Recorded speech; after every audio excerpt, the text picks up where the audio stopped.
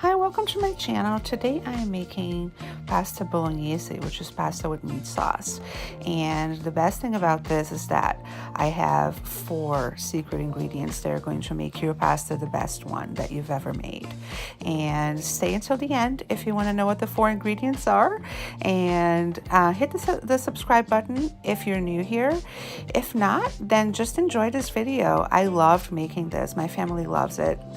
It's really easy to make. You can make this from start to finish in about half an hour. So it's perfect for a weeknight. And I start by putting about 2 tablespoons of olive oil into a skillet.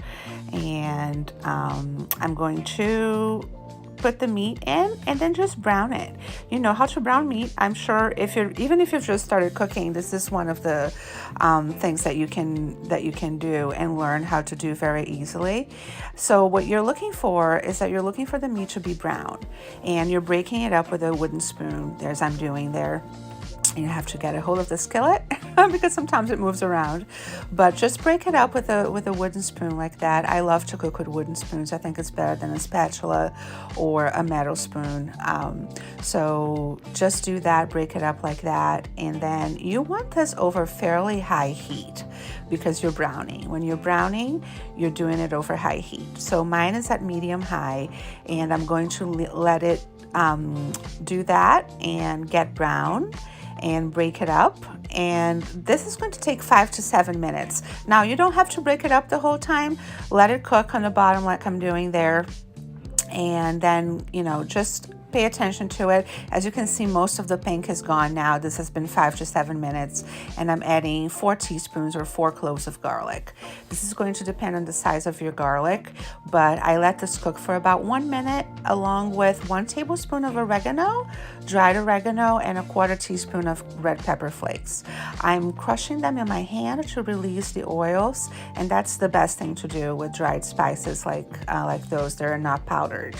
So you want the leaves and the flakes to release their oils, because then once they go into the heat, they really bloom, and that's the term for it in cooking, is blooming the spices. And you want to make sure you mix them up with that oil and with the meat, and then it gives a completely different taste to your dish.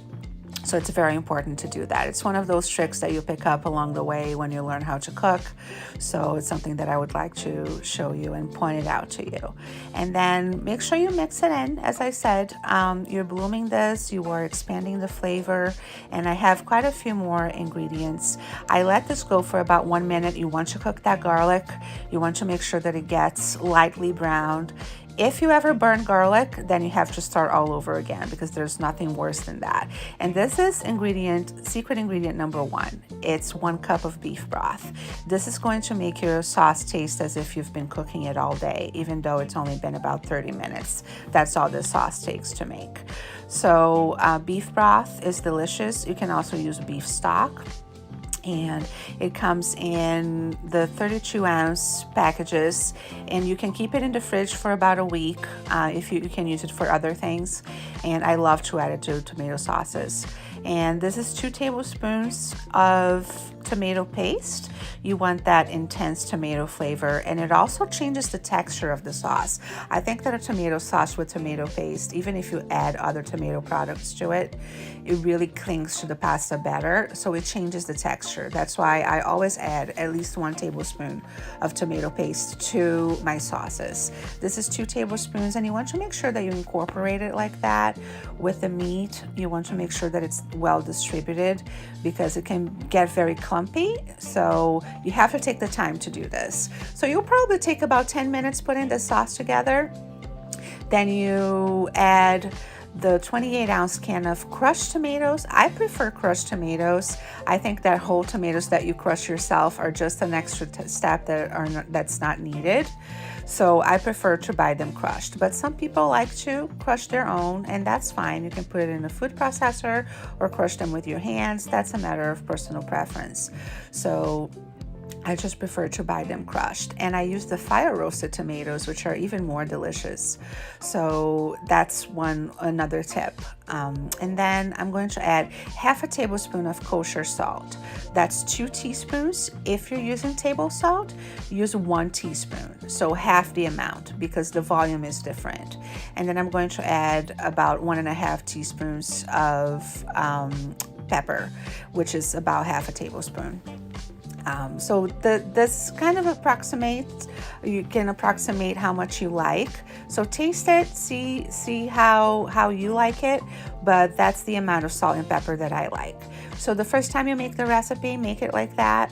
And now I'm going to lower the heat, put it on low or medium low, and then move on to the pasta. So boiling salted water, I have 12 ounces of pasta, and I'm going to cook it for about 8 to 10 minutes while the sauce now has been simmering for about 10 minutes, and I'm adding a 1/4 teaspoon of nutmeg.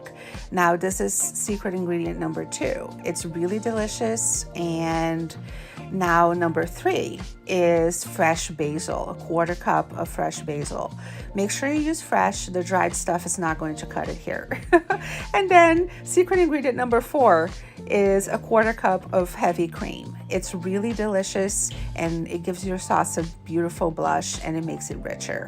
So you have fresh herbs, which is going to work with that tomato that came out of a can.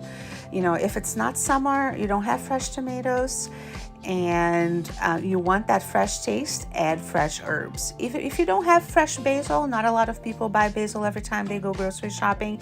You can also use parsley, but I think basil gives it a really delicious flavor. And the heavy cream, heavy whipping cream is what I use. It's what my husband uses in his coffee, so I always have it around. And it makes the sauce so rich and that beautiful rosy blush there. So after this, you're going to let it simmer for another 8 to 10 minutes while the pasta is cooking. And then after that, you're just going to toss the sauce and the pasta together. So I'm adding half a cup of Parmesan cheese. I'm putting it on top of the sauce for a reason, because I want the pasta to go on top and to touch that Parmesan cheese. And then I toss the 3 of them together. So pasta, cheese, and sauce. So there's a reason why you want the pasta to be in touch with the cheese, because the cheese clings to the pasta and it makes kind of a rough surface on the pasta, and that makes the sauce cling to it even better. So I don't like sauces that have a puddle of liquid at the bottom of the plate. So that's why I do it like this. And then you toss the pasta together in the skillet. That's why you need to start with a big skillet. A 12-inch skillet is perfect, which is what this one is. So invest in good cookware. You know, if you're learning how to cook, if you cook for your family every night, it's worth it to use the right tool that you need for the job. So it looks beautiful. This is what it looks like. It was delicious. We had it for dinner and everybody loved it. And thank you for being here. I appreciate your views. And if you're new here, as I said, hit that subscribe button. Make sure you get my other videos. I try to post at least twice a week or every other day, and I have a lot of comfort food dishes like this because that's how I love to cook. So thank you so much for being here. I appreciate it, and I hope you make this dish, and I hope it's delicious. I hope your family loves it, and if you have any questions, put it in the comments below. Thank you.